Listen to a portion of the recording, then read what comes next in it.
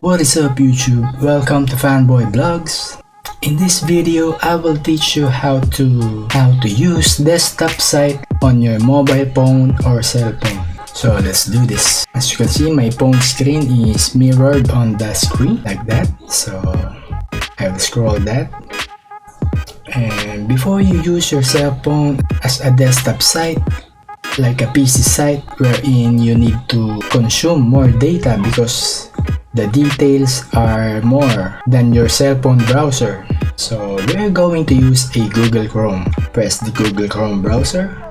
As you can see in the top portion of your Google Chrome, there are three dots below the clock. Upper right portion, press that. You can see the settings tab and you can see here the desktop site. If you scroll down, you can see the desktop site is unchecked, so you need to check that to become your browser a desktop browser. So let's do this. Let's check that. And then the browser change. Look at that.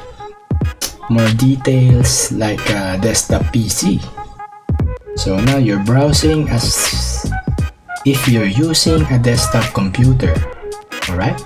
So that's it. Very simple and easy. You can search YouTube like youtube.com. You can search for images. As you can see, this is different site as your mobile browser.